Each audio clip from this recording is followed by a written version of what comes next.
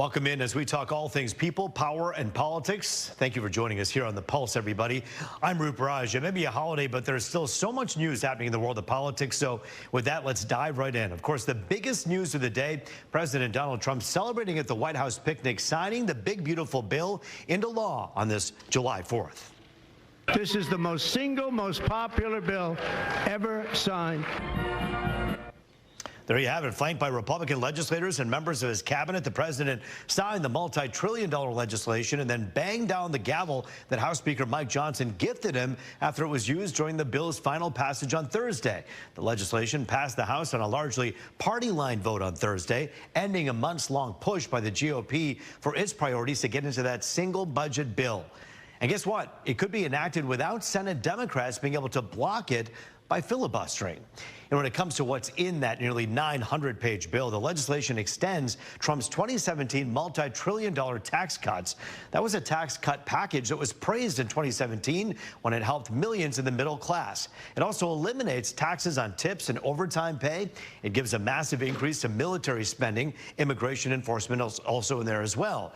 It also, by the way, slashes clean energy tax credits. One of the most controversial parts of the bill, the cuts to Medicaid and food stamps. $1.2 trillion is expected to be cut through stronger work requirements and eligibility standards to get health care. According to the nonpartisan Congressional Budget Office, that's going to cause around 12 million Americans to lose health insurance under the law. It's something those on Medicaid have voiced concerns about. I have a medication that I take that is $6,000 for 2 shots a month. Without being able to pay for my medications, I can go ahead and die. Opponents to the bill, including Democrats, have said the legislation will reward the wealthy and hurt the poor. Today, the president addressed those lawmakers from the White House. This is a triumph of democracy on the birthday of democracy, and I have to say that the people are happy. They're happy. And I listened to a broadcast and I read a couple of articles. They have the Democrats, they should have voted for it. They didn't vote for tax cuts. They didn't vote for taking care of people. They didn't vote, not one vote. And we knew that because their hatred of either the country or me or both is so great. The golden age of America is upon us. We are in the golden age. It's going to be a period of time, the likes of which I don't think this country has ever experienced before. We're going to make America great again. And it's happening very fast. Another big sticking point for many lawmakers on both sides of the aisle, artificial intelligence. You hear about this? While adding amendments to the bill before sending it to the president, the Senate voted 99-1 to remove a provision that would have put a moratorium on AI regulation for states. The Congressional Budget Office estimates the big, beautiful bill will add $3.3 trillion to the deficit over the decade. And there were so many conservatives who were actually weary of this bill because of it, saying it isn't fiscally responsible to hike up an already inflated deficit.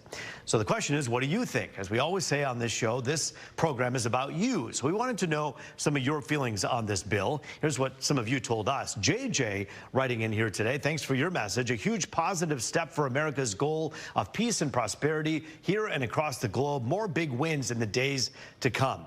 Anne Marie, you feel differently and very much the opposite. And you had a lot to say here. You say, I'm truly scared of the power that has been put in Trump's hands. Secondly, those who voted for him won't see what the bill stands for until their family is affected by the bill. Then maybe their eyes will be open.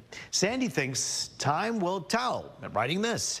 We will see how it goes, but you can never please all of the people. If they do not like Trump, they will criticize it even if good things happen. And finally, Greg has this suggestion. You should ask a year from now to see how it works out. Greg, great point. You know, that's something we do on this show. Each and every day, we not only talk about what was promised, but what has happened, something we will continue to track with that human impact as well. We also posted a non-scientific poll on our website to see how people feel about the bill. Right now, as you can see right now, most of you who wrote in say well, let's see. Actually, I'm looking at it right now. It's split right down on 3 levels here. 33% support it, 33% oppose it, and 33% say they have mixed feelings. This is not a scientific poll, just some of your thoughts. If you have a thought about it, you want to weigh in, just scan that QR code right there on your screen. You could like to share your comments with us. We may just share them on the air. Just send us an email to thepulse@fox.com. Well, President Trump also making news for this. He says he's no longer waiting for America's trading partners to make new deals. He's having letters sent out dictating the terms of tariffs if those nations want to do business with the U.S. The president says the tariffs will range from 10 to 70% depending on individual trade deficits. World leaders have a lot to say about this on America's birthday. India does not approve of any trade deal based on any deadline or time constraint. We will accept the deal only when it caters to our national interest. China has always called for resolving trade and economic differences through dialogue and consultation. This all comes after a 90-day pause to renegotiate trade deals, but most have yet to materialize. The White House says all the letters will be sent out by July 9th, with new tariff rates set to go into effect August 1st. Staying on the international relations front here just for a moment, Russian leader Vladimir Putin is rejecting President Trump's calls for peace and responded to the new proposal with a record-breaking air attack against Ukraine, hitting residential buildings in multiple cities with multiple deaths and injuries reported in this fiery scene here. And by the way, that includes some children. Several hours after the attack, President Trump spoke with Ukrainian President Volodymyr Zelensky, who's been pleading with the president to resume shipments of military aid from the U.S., especially Patriot missiles, for air defense to help his nation. With American aid no longer a guarantee, Zelensky is also asking Europe to step up and fill the gap. As Israeli Prime Minister Benjamin Netanyahu prepares to visit Washington on Monday, multiple sources have confirmed that the Saudi defense minister secretly visited the White House Thursday to talk about getting to the negotiating table to end the war in Gaza and negotiate the release of the remaining hostages. The goal of the visit was to create what's being described as a peace footing in the region, although the talks were not exclusively about the possibility of normalizing relations with Israel. Sources say the conversation dealt with steps that needed to occur to get there. President Trump often touts his relationship with Saudi Arabia, which he sees as a key broker in the Middle East. Well, another big story making news at this hour, the first group of immigrants arriving at the new controversial detention center in Florida that's being dubbed Alligator Alcatraz. The center was built in just 8 days and features more than 200 security cameras, 28,000 feet of barbed wire, and 400 security personnel looking at this entire site. And yes, there are alligators and pythons in the waters around this area. Anyone who tries to escape will meet that danger right there. Republican Governor Ron DeSantis says the facility will have a capability of about 3,000 detainees when fully operational. And officials there say people at the center will have the chance for due process. When you get there, we've deputized our National Guard judge advocates to serve as administration judges. They can ensure you get due process. There's counsel on site. There's medical resources on site. There's an 11,000-foot runway on site. So after you get that process that the left screams about, you'll be able to move right outside to the runway and catch your deportation flight. Folks that had legal status ripped away just recently who were in the United States on a legal parole program, and now they're being told that they don't sell, then they're going to be dumped in the Alligator Alcatraz immigrant detention camp and then sent back maybe to a country that's not even their country of origin. Right. We know that this is cruel, it's inhumane, it's totally un-American. Now, some of those protesting the facility, including Native American tribes, are voicing concerns that it's a threat to the fragile Everglades system. Florida's governor there has stressed the facility is both temporary and needed to alleviate jails overburdened by an influx of migrants who need to be detained because of President Trump's immigration crackdowns. An order from President Trump could make trips to national parks a little more pricey for some tourists. President Donald Trump's executive order calling for more expensive fees for foreign visitors to enter a national park. The order directs Interior Secretary Doug Burgum to hike up entrance fees for non-U.S. citizens. The president says the plan will bring in more revenue to enhance the national park system while also keeping prices low for Americans.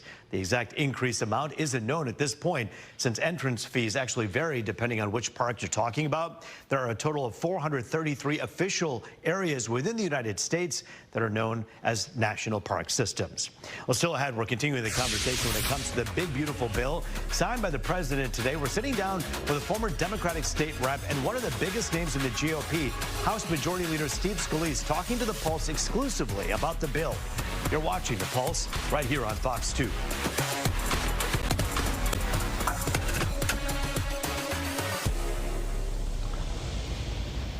Welcome back to The Pulse, where we focus on all things people, power, and politics. When it comes to the president's bill, all three of those things are involved. Joining us in studio to talk about the bill signed today, former Democratic state rep and current Detroit School Board member and regular on The Pulse, Sherry Gidegnago. We always thank Sherry for joining us here. And by the way, on the Republican side of things, we have Majority Leader Steve Scalise, who talked to The Pulse exclusively when this bill first sailed through the House, and he has a lot to say about why he thinks it's a good thing. Sherry has a lot of reasons to tell you why it's not so great. And so, Sherry, let's begin with you before we get to Steve Scalise, who talked to The Pulse here. Your immediate concerns when you heard that this bill was passed? So, you know, it's really fiscally irresponsible, and to our citizens that are going to be impacted.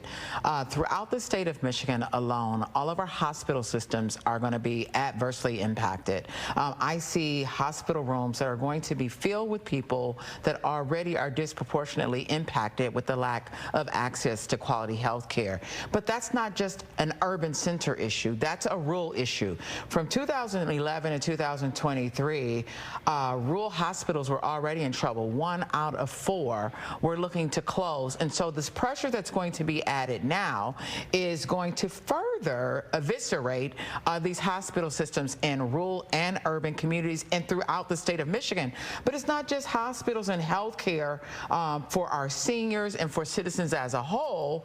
You got to think about the impact of our schools, because we have 500+ school districts in the state of Michigan, and any of our students that are receiving care through our schools, behavioral health services, etc., those are reimbursed through Medicaid dollars, and taking those dollars away are adversely hurting children as well. We talked to, as we say, Majority Leader Steve Scalise. He joined us from Washington as the bill was first sailing through the House. He had this to say about personal responsibility when it comes to Medicaid. Take a listen. You look at what everybody is talking about in terms of the Medicaid cuts here and those work requirements. Are you concerned at all about some innocent people slipping through the cracks in this bill? Yeah, really what we're doing, Roop, is just restoring the Bill Clinton era work requirements that used to be in place for a lot of these programs. You know, you think about food stamps, a lot of other social safety nets. Most Americans want to help people who come on to hard times, but those same families that are working, some people maybe 2 jobs, don't think it's right that they're working hard and some 35-year-old able-bodied adult is sitting at home in his mom's basement playing video games, turning down work and getting $40,000 in taxpayer-funded benefits. That's what the work requirements do, is say, if you're able to go get a job, you know, let's take care of the pregnant mom, let's take care of the disabled people, and that's what those programs are set up for. But it actually hurts those programs when fully able-bodied people are turning down work and getting those benefits, in some cases more benefits than the disabled people. That isn't right. All right, Steve Scalise talking to The Pulse. Sherry, I want you to, and this is hard for a lot of people to do, can we for a moment just listen to the work requirement part of the conversation? And I want to ask you what you think about the Clinton-era work requirements that are being reinstated in this bill. Do you think that work requirements should be required, and do you think that that's a good thing in this bill? For those, first of all, for those who are able-bodied and need access to employment and jobs, and take into account issues in certain communities with respect to transportation. We have an ecosystem, an economic ecosystem that is not just one thing. We have to address other social ills and the lack of access, like in the state of Michigan, auto insurance that is not affordable in many instances. And so we have a transportation problem. But if we're committed to addressing those problems in a bipartisan way, then let's address all of them so able-bodied people who want to work have access to transportation. And yes, if a person can physically work, they should work. But here's the deal. We got to make sure that we pay affordable wages as well. And oftentimes, my friends on the other side of the aisle don't want to pay a reasonable wage, and that is a problem. But yes, work together, work in a bipartisan way. But I have to say this is bolding in the argument and the narrative of why Michiganders, 70%, are tired of the rhetoric on both sides of the aisle, and they're looking for someone in the middle to solve problems. Well, they certainly are. And right now, at this point, you saw where the pulse of the country is relative to the senators and the lawmakers who voted literally on party lines, and the split is so clear, and that divide is strong, and we can feel it everywhere we go. You know, fiscal responsibility is important. We talked about this particular bill increasing the national debt $3.3 trillion. it's not just Democrats who voted against that. Many conservatives, in fact, too, who voted against it in the House were extremely concerned by it. So we asked Majority Leader Steve Scalise what he thinks about increasing the debt. Take a listen. When you think about fiscal responsibility and what Republicans like yourself and so many others have talked about for so many years, do you think this bill addresses that fiscal responsibility in terms of the debt in the long term? Yeah, and because, when we talked about the Medicaid work requirements and food stamp work requirements, by the way, one of the things that does is dramatically reduces the national debt. The net result of this bill, by keeping tax rates low, by giving those benefits to waiters and waitresses and overtime workers, and by controlling spending and getting those savings by rooting out waste, fraud, and abuse in government, we're going to actually reduce the deficit with the net results of this bill. And again, that's once the economy takes off and grows, and that will happen. All right, so you have two different estimates here. You got the Congressional Budget Office saying that it's going to increase by 3.3 trillion rather. Then you have folks like Steve Scalise and others in Congress who say that the benefits of this bill will spur the economy and we don't have to worry as much about that. Your thoughts on that? How is that? How will $50 billion in building a gold dome and a wall help to spur the economy? Yes, we certainly need to put dollars into our immigration system and take the pressure away from the border by making sure that we have officers and that the courts have capacity to address these issues, but certainly redirecting funding that would ultimately help improve the lives of citizens that need that support, and redirecting it now to a military spending, building walls and gold domes makes no sense and is fiscally irresponsible. So many Republicans are touting President Trump's success with this big, beautiful bill and also talking about his other political policies. Steve Scalise had a lot to say about that. Take a listen. Michigan voted for Donald Trump.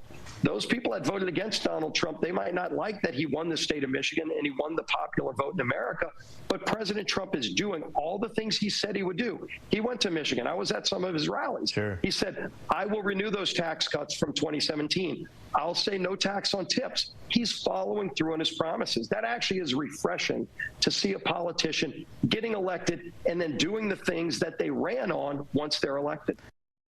Kamala Harris and Donald Trump don't have a hell of a lot in common, but the no tax on tips was something that Harris also spoke about. Do you think this is going to help our middle class and our people who are low income who are trying to make ends meet? I have to say that if there is any such thing as a silver lining in any capacity of this, it would be our tip workers, our waiters and things like that that are already struggling to make ends meet in many instances. I know that there are some that get really high wage tips in certain restaurants, but It's not equal across the board.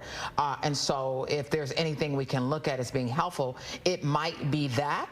But I look at what the Michigan Health and Hospital Association has stated, that approximately $6 billion over 10 years of what the impact will be on our overall hospital systems. That's a loss of jobs right there. We already have nurses that are inundated with care.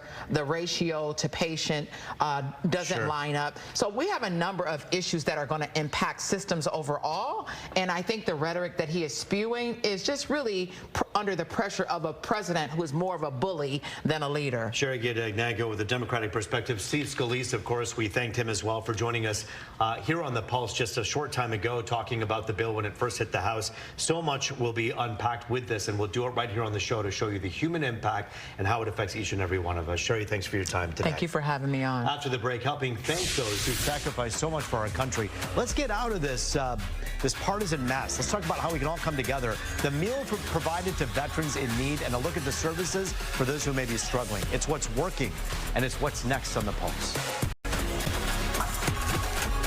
And welcome back to The Pulse on this Independence Day. Happy 4th of July. A number of parades and celebrations held today, of course, because of the 4th, including this parade in Oak Park.